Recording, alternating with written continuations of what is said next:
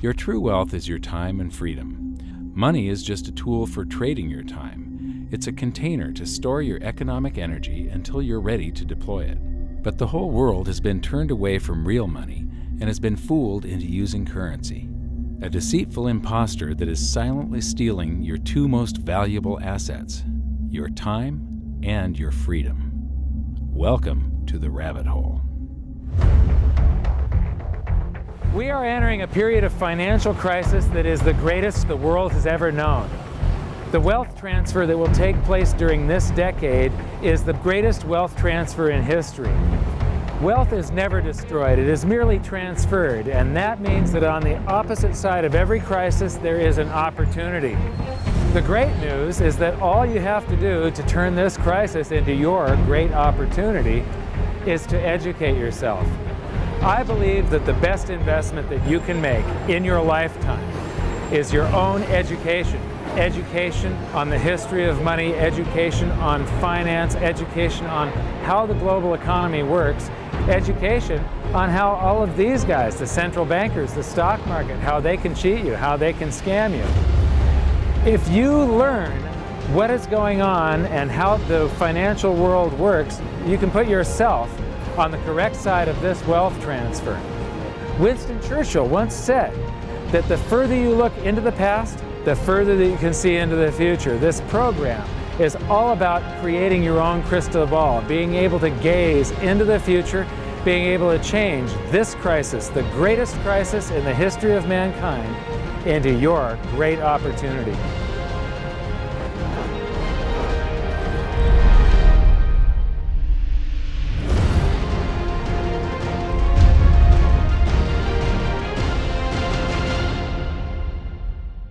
The hidden secrets of money, some of them are hidden in plain sight. They're like right in front of you.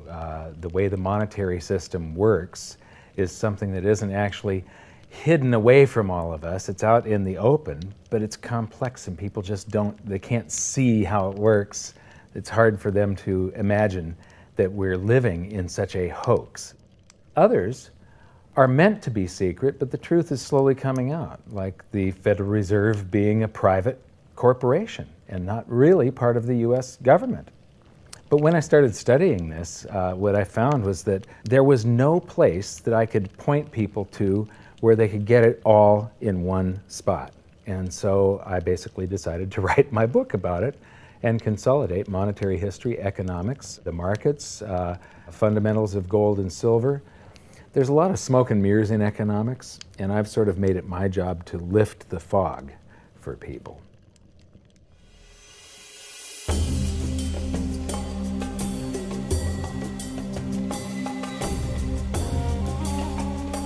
Welcome to Egypt. This is where it all began. Roughly 5,000 years ago, the Egyptians started using gold and silver as their predominant form of currency. But it was not yet money. The pieces of gold and silver that they were using were odd sizes and weights, odd purities, so it still was not interchangeable, where each unit is the same as the next. This meant that nothing really had a price yet. You couldn't put a price of so many coins on something because they didn't have coins yet. Trade was still difficult. It was still a guessing game when it came to the exchange of values. One of the reasons that we are in the financial mess that we are today globally is that people do not understand the difference between currency and money. Currency is a medium of exchange, a unit of account. It is portable, durable, divisible, and something called fungible. Fungible means that each unit is the same as the next unit. A dollar in my pocket buys the same amount as a dollar in your pocket. Money is all of those things plus a store of value over a long period of time.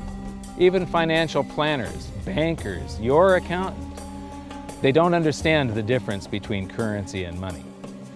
The currency in your pocket is a medium of exchange. It's a unit of account because it's got numbers on it.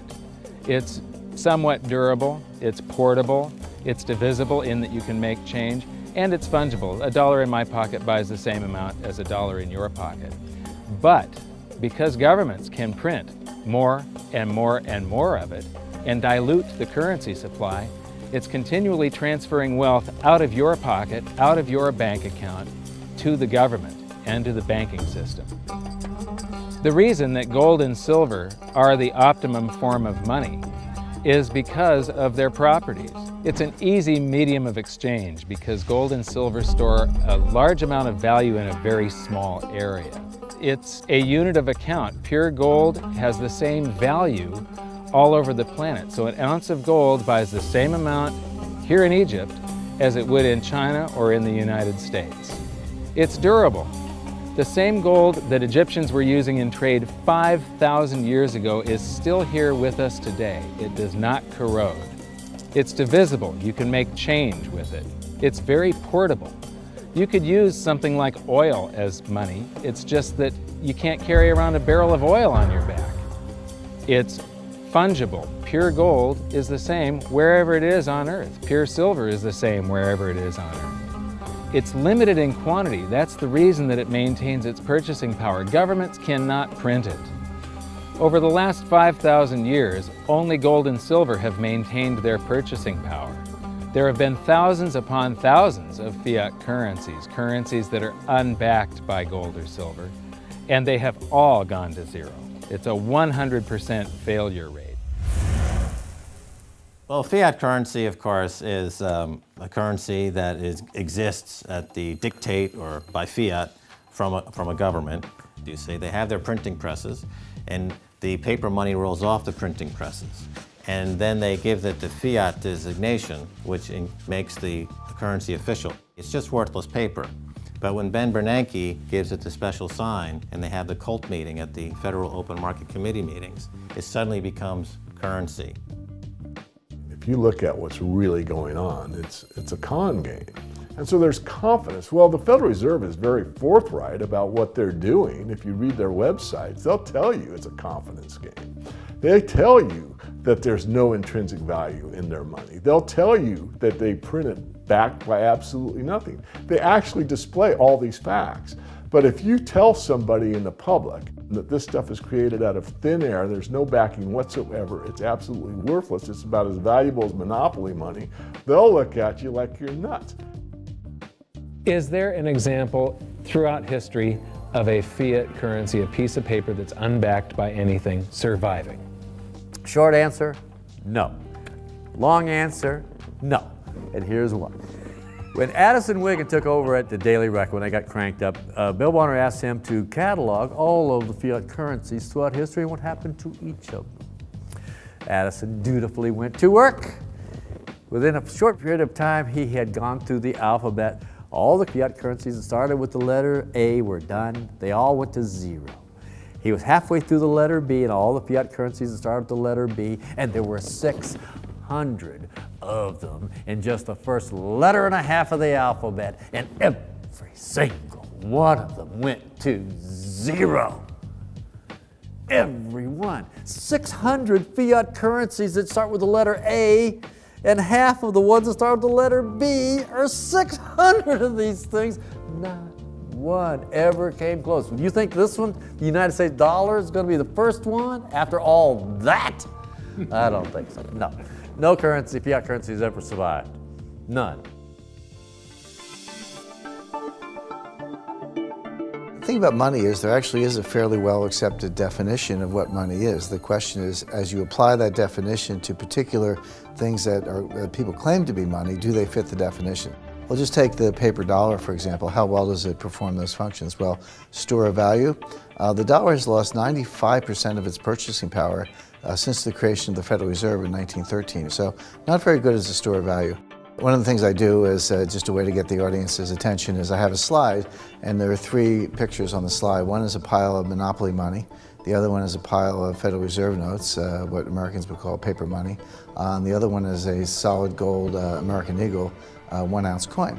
And the title of the slide is, which of these is not like the other? And if you know the show Sesame Street, or you have children who watch it. It's one of the favorite vignettes in Sesame Street. And what it really is a kind of IQ test for 5-year-olds. They're supposed to look at the 3 things and look at characteristics and find the one that's not like the other. Well, I've shown this slide to groups of Ivy League university professors, and I've also shown it to children, kind of 5 years old, my nieces and nephews and so forth.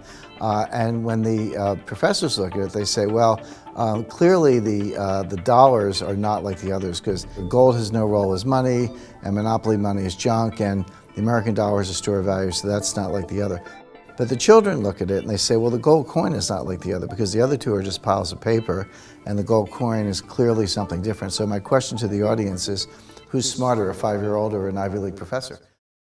Before World War I, each note that a treasury issued would say that there have been deposited with the United States Treasury $20 in gold coin payable to the bearer upon demand. The money was in the vault. The currency was a note they gave you that was a claim check, only a claim check on the money, the same as if you go to the dry cleaners and you give them your shirt and they give you a claim check for your shirt. The value is that shirt at the dry cleaners, not the piece of paper that says that you own that shirt. So our currency that circulated was the paper US dollars, and they were claim checks on money. The next hidden secret is the difference between currency and money. Money must be a store of value and maintain its purchasing power over long periods of time. As we progress through this series, you'll learn that national currencies are really a tool used by the government and the financial sector to leech away your time and your freedom by stealing your purchasing power. So rather than storing your economic energy, currencies leak. Now compare that to the gold and silver the Egyptians were using. Like I started with, it still wasn't money because it wasn't interchangeable yet. But they were on the right track, as gold and silver have proven over thousands of years to be the ultimate store of value. Gold is only formed when a star explodes, a supernova, and it stays around forever. This is one of the properties that make it the ultimate money.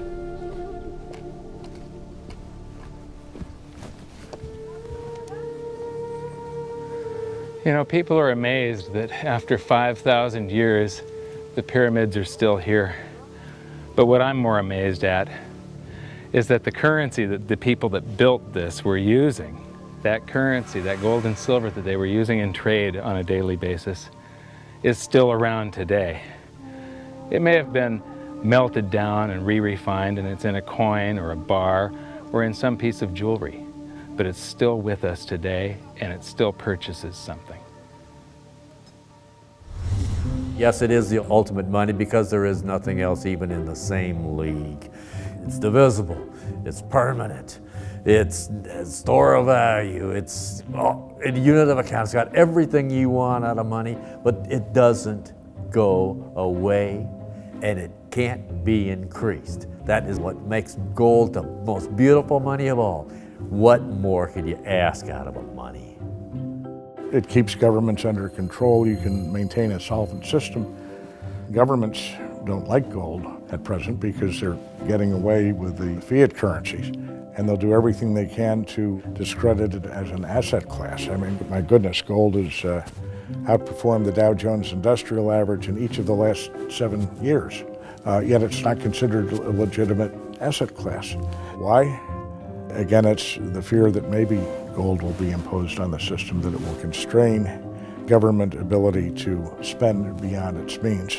They can't print it. They can't print it, no. The proper definition of inflation, I use Milton Friedman's definition. Inflation is an expansion of the currency supply. Deflation is a contraction of the currency supply. If you expand the currency supply, eventually prices will rise. And if you contract the currency supply, eventually prices will fall. This is a pool, but it's not a pool of water. This is the currency pool.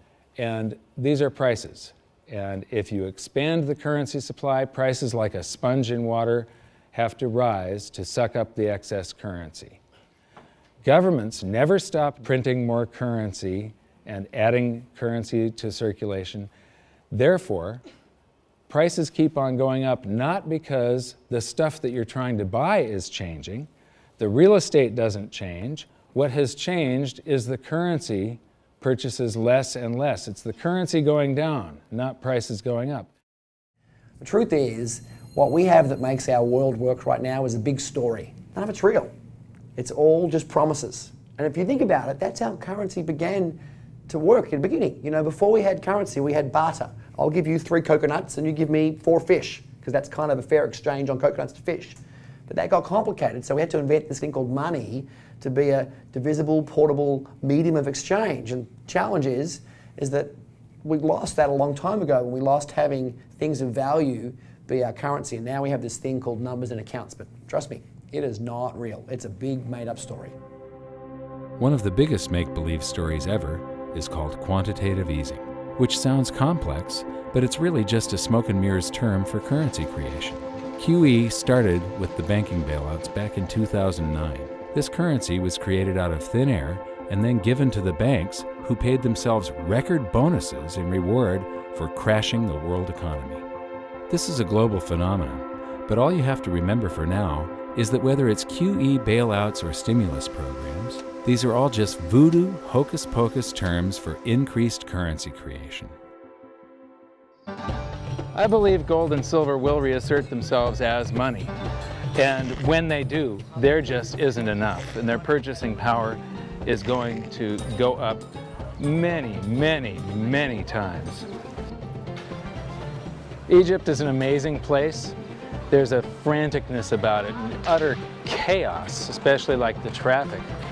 But when it comes to like all of the merchants that are trying to get every last dime out of you, you get fleeced to the point where you come back with an empty wallet.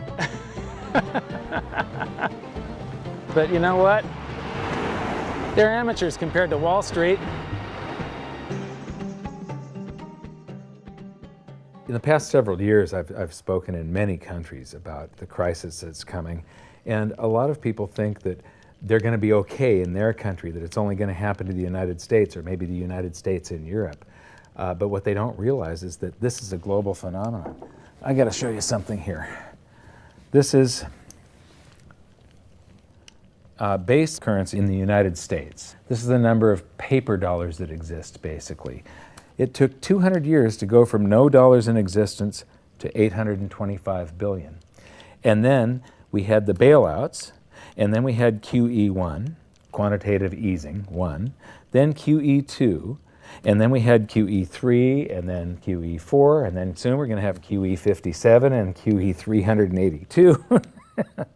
And it isn't just here. This is what the Canadian currency supply looks like. This is Australia, South Africa, Russia. Now, this starts out in just the year 2001, and this is like 18 times more currency in existence in a little over a decade. Here's Singapore, same story. Look at that, since the crisis, just bam. India, China, every government on the planet is doing this insane deficit spending and expanding their currency supplies, doing bailouts. And history shows that there is no example of this turning out well. It is sometimes amazing that we haven't experienced more inflation than we have. If they keep expanding the money supply so vastly, why aren't our prices growing faster than they really are? And the answer is that a good chunk of the money that the Fed created has been shipped overseas. I remember early in my research, I heard this expression that the Americans have exported their inflation. I thought, what is that? How can you export your inflation? Put it in a box and send it out? What do you do? Well, now I understand. You export your inflation by simply sending all these dollars that you created to these other countries, and then they send you their refrigerators and their cars and whatever, their TV sets. So you get hardware, and they get little pieces of paper. It's a great deal for the American people for a while. For a while. Sooner or later, all of those pigeons come home to roost. When the time comes, as it looks like it's now coming, When the rest of the world is saying, we don't want to play this game anymore. Uncle Sam's dollars are just becoming worthless. There are too many of them. We've got to find something else other than American dollars. Then those dollars start to come back to America. People say, we don't want them anymore. What do we do with them? Once this revs up and we've got this little trickle of money coming back that we previously exported, once it becomes a flood and it starts to rush back, now we are getting our former exported inflation brought back to us, and then we'll see the quantity of money inside the United States grow much more rapidly even than the Federal Reserve can create it, because we're getting a previous money back. And that's when we will really see the tanking of the US dollar in terms of what it will buy. During the second round of quantitative easing, global food prices went up 60%. And this created a humanitarian disaster for the 2 billion people on Earth who live on less than $2 a day. These people were hungry to start with, they became hungrier, and some of them started overthrowing their governments in North Africa and around the Middle East. So quantitative easing was the spark that ignited the Arab Spring. So that's it. When you create money, you get some sort of inflation. It just depends on where the inflation goes. It's all going down, down, down. Peasants are reeling from a game of coins and crowns. Given the premise that you have a permanent underclass or poor class, and how does inflation affect them disproportionately, it affects them basically in the percentage of their income that goes to food. And we see this as a ratio, and we know that there are some danger points. For example, in Egypt recently, once that ratio got to 40% of income going to food and the price of food rising due to inflation, when it got to 40%, that's historically a point where people actually stage a revolution. That's exactly what we saw. The French Revolution, similarly, was all around the price of food getting to a certain critical point where people simply, the risk-reward for revolution was favorable toward revolution. When they print it up, then it all goes down. Well, exactly right, because when you have a runaway inflation, it's punishing the very people who are most productive in society. In other words, the people that produce more than they consume and save the difference. The problem is that those productive people, the savers, save in their national currency. And unfortunately, the national currency is just a fiat piece of paper at this point. So when it's destroyed through runaway inflation, that $100,000 that you were hoping to retire on doesn't exist. And the things that you were going to buy with it and provide for others don't exist either. Now what are you going to do? So that all seems pretty scary. However, this is going to happen, and you can only play the hand that you're dealt. But the great news is that gold and silver always end up doing an accounting of the expansion of the currency supplies. Basically, the will of the public and the free markets. When governments do this kind of stuff to their currency supply, they debase it. Eventually it comes back in inflation. People sense the loss of their purchasing power. They rush back to gold and silver, and they bid the value of the gold and silver up in the country until it meets or exceeds the value of all the currency in circulation. This is a process that's been going on over and over again throughout history, except this time it's happening on a global scale. It has never before happened in all countries at once. And that means that this is the greatest wealth transfer in history. Therefore, it's the greatest opportunity in history, and it's not going to happen again in your lifetime. So now we've learned that your true wealth is your time and your freedom. Money is a trading tool that stores the economic energy that is your time and freedom, whereas currencies leak them away. Gold and silver are the ultimate money simply because of their properties. Fiat currencies are based solely on confidence and always return to their intrinsic value of zero. Governments don't like gold because it imposes restraint. Rising prices are a symptom of an expanding currency supply, and gold and silver always account for an expanding currency supply. So that's it for this episode. Join me next time as we begin to investigate how monetary history just repeats and repeats, and how gold and silver always win the battle between currency and money. Until then, my challenge to you is to stop calling currency money. It's a crucial first step towards setting your mind free of all this economic voodoo and changing your context. You can learn more by watching the bonus features on our website, and if you have any questions, you can post them there, and we'll answer some of your questions in future bonus features. So good luck, thanks for watching, and we'll see you next time.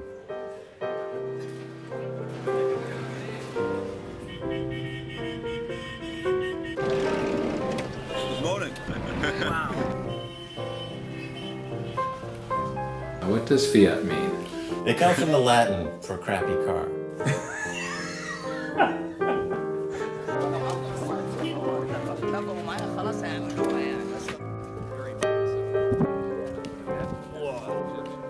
In the desert in a suit. My camel died. You're not too sure about that, are you? Huh?